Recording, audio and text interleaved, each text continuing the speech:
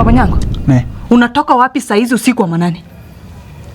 Nimetoka kwa Kieka. Umetoka kwa Kieka? Kwa mwanaume mwenzako saa hizi usiku wa manane Baba Nyango, unafanya nini kwa mwanaume mwenzako? Na uko na familia umeacha hapa? Kulikuwa kuna sherehe, sasa tulikuwa tunapiga vifijo, nderemo na haleluya. Ayo.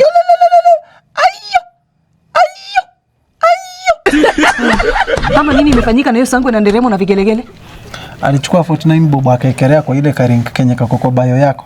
Sasa baada ya kuekelea hapo alipewa kapa 5 akaenda akanunua mbuzi, so tulikuwa tuna celebrate undugu ni kufaana success ya mwanaume mwenzetu. Success ya mwanaume mwenzenu. Na umefikaje hapa? Na venye unakuanga muoga mwanaume dume siruaru muoga. Umefikaje hapa? Baba Nyango Longwaya lazima ajipange. Nilikuwa nimetemea na kasilaha kadogo. Kasilaha kadogo. Self defense. Self defense. So unataka aje sasa? Kuingia ndani. Huko mali ulikuwa. Si una celebrate success ya mwanaume mwenzako, lakini kwako watu wanalala njaa. Enda piga hiyo deremo.